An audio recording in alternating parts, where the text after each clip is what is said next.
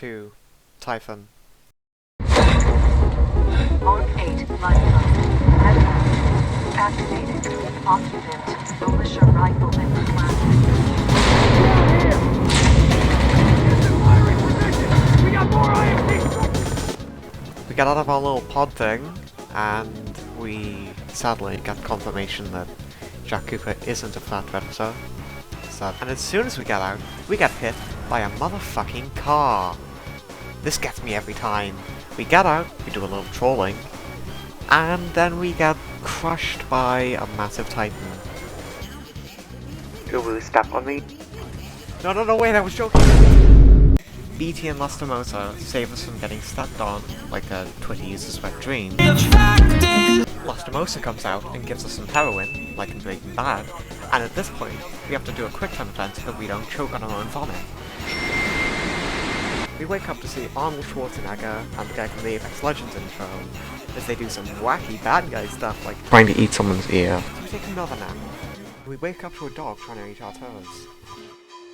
Good thing BT's just been sitting there because he shoots away the dog, so we don't die today.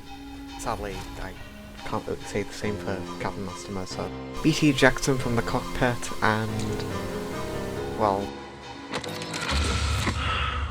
BT, transfer authorization to new pilot. Link, Bravo Tango 7274.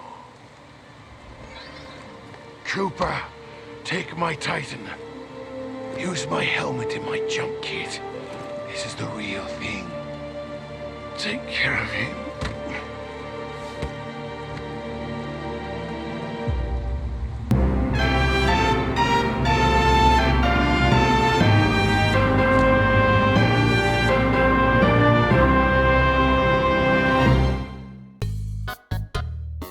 Yeah, Lastimosa's dead now.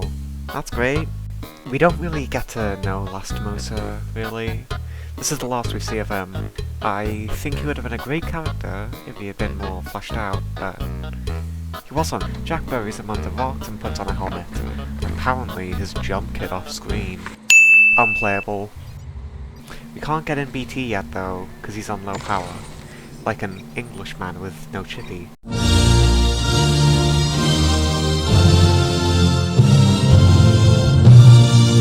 So, the helmet scans for viable power sources nearby, it finds one, and we're off. Oh look, a small jump. Well, I can't make that without a single jump, so I guess I'll double jump. Wait. Are you So for this section in the game, the double jumps are offline, which is stupid.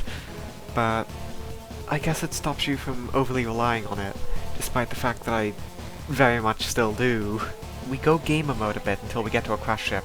This is where that battery is, by the way. We hear a woman talking, and this is the exact moment that all of Reddit uninstalled this game and wrote a 10-page review about how sexist they are.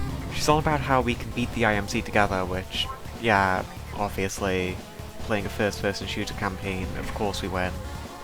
We get the battery, leave, find BT, he activates and tells us that we need to find another battery, because one scoop of gamer gunk isn't enough. So we go off, find another, go back to BT, kill some guards around him, give him the new battery, and he's all like, "Cooper, get in me." We link up with BT, and then he says to us, Protocol 1, link to pilot, establishing neural link. Neural link established. Rifleman Jack Cooper, you are now confirmed as acting pilot of BT-7274. Protocol 2, uphold the mission. Our orders are to resume Special Operation 217. Rendezvous with Major Anderson of the SRS. I'm detecting incoming enemy forces. Protocol 3, protect the pilot. Re-established.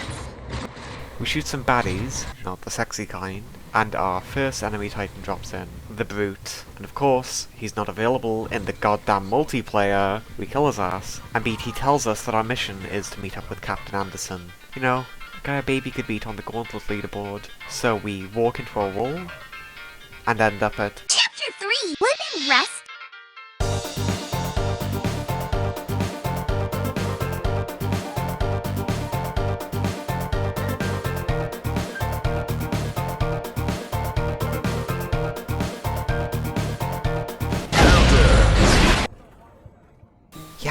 Blood and Rust. It's one of the worst levels in the entire game, but it's still good, which is saying something. It's mainly bad just because of one section in the level. But first though, we're travelling through this factory-looking area where the SRS and IMC are fighting each other.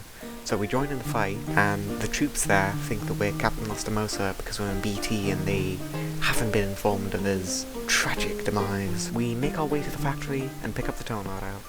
At long last, you can be the most annoying person in the server without actually playing multiplayer. I think somebody's in love. A human's concept of love requires admiration, attraction, devotion, and respect. Conclusion. I am 50% in love. BT likes town. I'm sorry, BT. I'm gonna have to put you down. There's a gate here that we can't get past, so we leave BT and jump into this control room, flip a switch, and it locks us out. Crap, we're separated from BT, and we have to make our way to an area where we can meet up with him again. Later on we hear a voice on the PA system. You were not invited to Kane's party, and that's why you're dead. This is Kane, a mentally deranged psychopath gamer hired by Blisk into the Apex Predators, not the guys that smurf in your Apex Legends lobbies. These Apex Predators are a group of mercenaries who work for the highest bidders. Kane is one of the least sane of the Apex Predators, as you can clearly hear. After that, we find some lost SRS troops that need our help to escape. We do a little trolling, and we end up at the genuine worst part of the entire game. Oh, you're obviously just over-exaggerating. It can't be that bad. It is. It's horrible. It's an arena-type area where you have to just run around and kill enemies until the gate opens. Doesn't sound bad, right? But it's horrible for Titanfall. Titanfall is a very movement-heavy shooter, and when you're in a tiny, enclosed space, it is so annoying getting shot at by some random IMC trooper. So you'd think, hey, I'll just sit in this corner up here. Well, clearly you have not seen these guys, these little spicy meatballs here. These guys prevent you from sitting there in the corner like you do in multiplayer. They'll jump to your exact IP address and blow up. And since they come in packs, if one explodes near you, the rest go off, and you basically have no chance to live. And before you say that there's another level that has a part like this, no it doesn't. After we get through that hellhole, BT does a Breaking Bad reference. By the way, if you haven't seen Breaking Bad, skip ahead a few seconds or something, see it, spoiler. We get in him, and we get back in. We get back in BT, and the next room is a walkway. It doesn't look that bad until you notice all the dead bodies that are scattered all across it. Kane's parents must have taken his G Fuel away from him. Speaking of, we meet the big man himself. No, not that one. Come on, take me. Keep that man dying. It'll take a lot more than that, scrub. Now come on, trick me. We take him on and win with our Undertale determination power and steal his radio. I'm pretty sure that's a war crime, but the Geneva Conventions don't apply to space. With Kane down, we make our way closer to Anderson, in my second favourite level, but I'll save that for part 3. Also, starting with this video, we're gonna be rating the different Titans. Let's go! Okay, so we're going to start with basic BT. This would be called Monarch, but the only thing it has in common with Monarch is the gun and the rockets sometimes. It's not called Monarch, it's called Expedition, but that's stupid. The gun is decent, standard automatic. The smoke ability is just bad. If you're ever up against smaller enemies, you're better off just running over them than using smoke. Reflect is just stolen off of a hill. And rockets are okay. C tier. Now it's Tone. I'm not going to say what Tone is broken exactly because I don't want to daddy back, but it's very campy. The rockets deal a lot of damage and mark enemy titans. If you mark them 3 times, you can launch a rocket barrage. If you can't hit them, just use your scanner, because it gives you a free mark. And in case you're scared of getting it, then just use your shield. And tier, not because it's fun, but because it's effective. Okay, it's ebegging time. In the meantime, please join my Discord if you haven't already. Subscribe, like, only 2 people are subscribed. Thanks for watching. Bye-bye.